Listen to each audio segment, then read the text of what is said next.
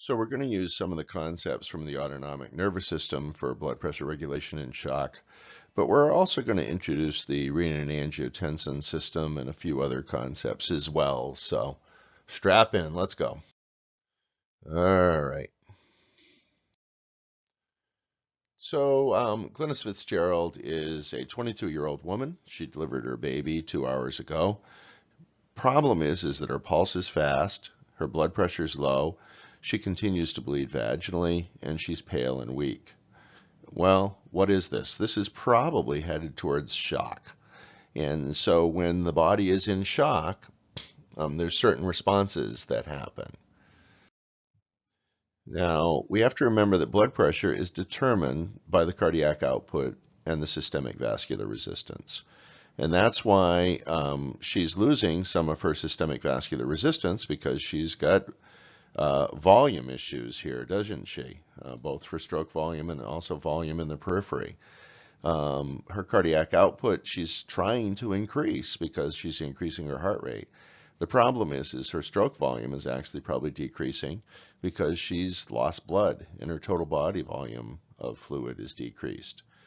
Stroke volume, as we can see, is affected by that fluid volume, also by filling time. So the problem is that the faster the heart goes, the less filling time, and so the amount of cardiac output actually decreases. Obviously, if there's muscle function that's decreased, that'll also decrease cardiac output. But she's young and healthy, so her muscle function should be fine, unless she's got some sort of postpartum myocarditis or something. So what is the body doing? So the body makes the heart go faster. That's partly sympathetic nervous system. It's also going to clamp down the periphery. That's also sympathetic nervous system. That's the alpha effect. And so the question is it working? Right now, it sort of is, but it's not far from being away from not working anymore. Physiologic shock is the process in which, or the condition in which the body does not get enough blood to the vital organs. Almost always this is related to hypotension. Every once in a while with something like anaphylaxis, they aren't necessarily hypotensive, but they're still not getting the blood to the vital organs. So in shock, there's an early stage, a compensatory stage, progressive stage, and then unfortunately some people it actually becomes irreversible. I think these are actually kind of more grades than they are stages, because not everybody gets to irreversible. And again, remembering shock, inadequate perfusion to the vital organs, hypovolemic is a common reason for that. That's when the body doesn't have enough fluid, often because of bleeding, because of substantial bleeding. Cardiogenic is after a heart attack or some other damage to the heart, cardiomyopathy. You'll end up with decreased pump power. Well, that decreased pump power decreases the perfusion. Septic shock is kind of an interesting phenomenon, because what happens in septic shock is that the periphery completely vasodilates. And so all of a sudden, all of the fluid is caught out in the periphery, as opposed to going to the essential organs. Anaphylaxis, as we notice, causes often a vasodilatation in the periphery like this, and unfortunately the blood's not going. Neurogenic shock is sometimes if, say, in a spinal cord injury patient, they all of a sudden have dilatation of their lower extremity, blood vessels, all the blood will be there and not getting to the essential organs. Again, so how do we use the blood pressure formulas to try to help Glynnis? Well, we might be able to increase her heart rate more, but unfortunately we know by doing that we're going to decrease her filling time and may actually decrease her cardiac output. We could increase her stroke volume by giving her fluids. I think that's a great idea. We could also improve her systemic vascular resistance. Sometimes they put people on a dopamine drip. So here she is. There's her pulse. She's still bleeding. We need fluid. And we'll also need to make sure that the renin-angiotensin system is working well. So we want to give her something that has enough salt in it, enough sodium chloride, so that it will hold in the system. So you can give fluid. Regular crystalloids are just things like IV fluids with glucose or sodium chloride in it. Colloids are things that have some fat or protein in it. And so that would be, things like fresh frozen plasma, albumin, those kinds of things. Those are not given anywhere near as often. Mass trousers used to be used. We're not using them to speak of anymore. And that basically just compress the lower extremities. So how do we maximize the output? Well, we keep giving her oxygen. We give her some blood if we've got it, if she's been typed and crossed. And increased heart rate, as we note, only works up to a point. Now, pressors are going to be a helpful thing to do. Masks are no longer used. You just have to be careful not to be sacrificing one organ for another, because sometimes by increasing the systemic vascular resistance so much, you'll actually decrease flow to the kidneys. Peripheral dilators are used once you actually get a hold of the shock a little bit so that you can get your organs perfused better, but this is more of an ICU discussion. Got to remove the cause. Why is she bleeding? Well, usually with someone with postpartum bleeding, there's a retained placenta, or there's some kind of an issue in the uterus. So the renin-angiotensin system is another process that the body uses to maintain the blood pressure. We can use this to try to block certain elements of it to lower the blood pressure, just because the body does get confused and thinks that the blood pressure is too low, so it puts out more renin, angiotensin, those kinds of things. Well, the problem is that maybe the blood pressure isn't low, and therefore you end up with too high blood pressure.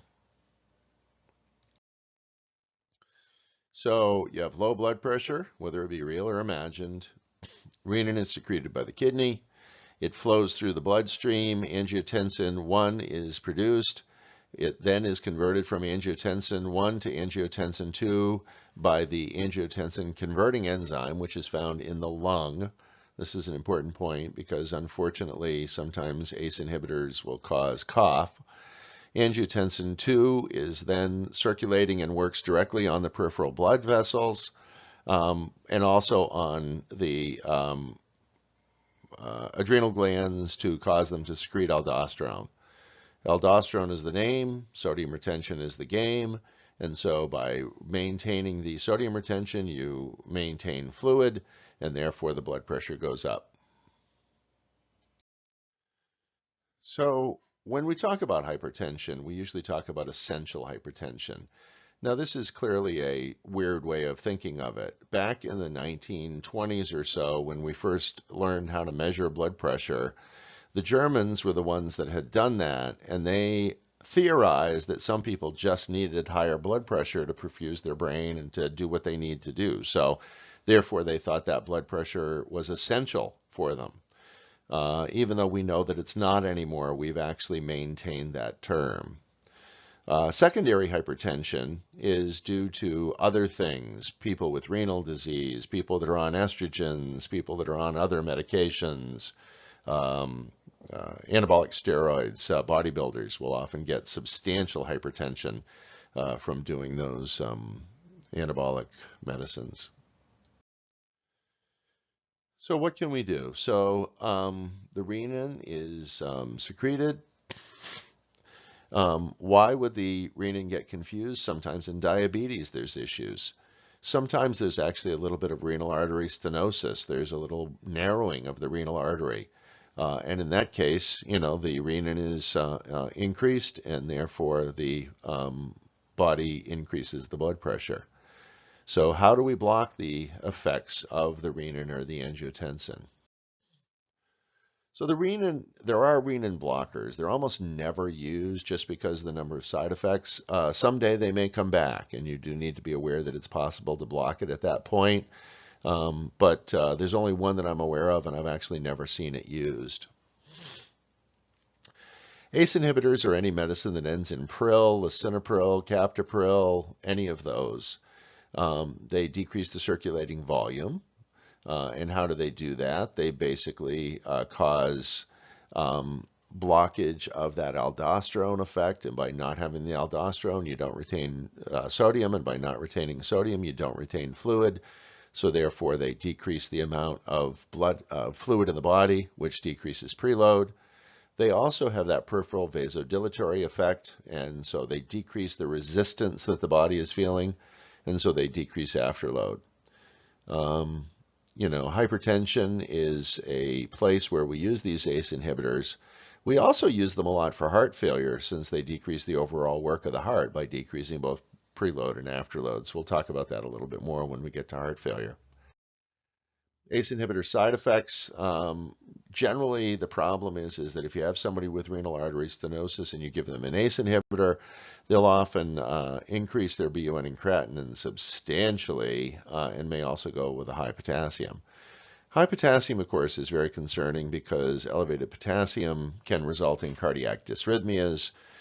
So some things will tolerate a little bit of an elevation. Liver tests, if they're double normal, we start to worry about them. Potassium, if it's even a half a point too high, we really do start to get concerned. That being said, the most common reason for high potassium is actually a lab issue in which the blood is hemolyzed before they do the test. So don't panic if you see high potassium. On the other hand, it is something that you definitely want to make sure gets followed up. As we notice, patients with ACE inhibitors often get cough. About 20% or so will get the cough. Not all of them bad enough to come off the medicine, but definitely something to pay attention to. Angiotensin receptor blockers basically work at that next step down. Instead of blocking the conversion of angiotensin 1 to angiotensin 2, they block the angiotensin 2 at the receptor sites. They seem to have less issues with cough, almost never, maybe 1%, because of the different mechanism of action. They're a little bit more expensive, although they are coming down in price. There's more studies that have been done with ACE inhibitors just because they've been around longer, but we have more and more times where we're using the angiotensin receptor blockers. We usually start with an ACE just because it is a little bit cheaper, but switching to an ARB is definitely an option. Other ways we can regulate blood pressure, we can decrease fluid using diuretics. That'll get rid of some of the sodium. Some of them are potassium sparing, so they'll actually increase potassium levels. Others are potassium depleting. So you have to learn the different diuretics and which ones wash out potassium and which ones retain it. All of those basically just change the reabsorption of water in the nephron. So when we look at the nephron, we can see that there's varying parts of the nephron, and each diuretic will work in a different part of the nephron. I'm going to post a different video that really talks about the diuretic effects that talks about this. Other ways to decrease the blood pressure, you can slow the heart rate, so beta blockers or calcium blockers. You can decrease muscle strength, which weirdly is how calcium blockers work.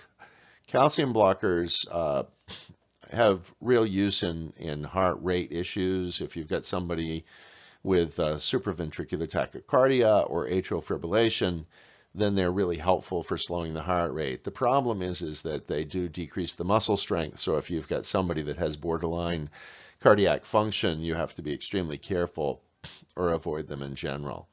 Norvasc is slightly different than the other ones, and so does get used more. Vasodilatation will decrease systemic vascular resistance. Alpha blockers can do this. The only problem with alpha blockers for blood pressure is they often cause orthostatic hypotension. That's where you stand up quick and all of a sudden all the blood pools in your legs, no blood going to your brain, and you feel dizzy and weak. So obviously the vasodilatation effects are going to be used carefully when we do that for blood pressure. So just to review, how can we lower blood pressure? We can block the alpha for sympathetic, which gives us vasodilatation. We can block the beta, which slows the heart.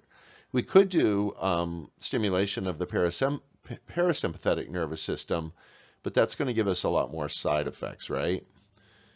We can block the renin-angiotensin system. We can do calcium blockers. We can do diuretics, or we can do vasodilators. And so examples of this: ramapil's an ACE inhibitor, losartan's an ARB, hydrochlorothiazide is a common diuretic, Lasix is a potassium depleting diuretic, also known as furosemide. Dopamine is a vasoconstricting medicine that we use for shock. Diltiazem is a calcium blocker, and atenolol is a beta blocker.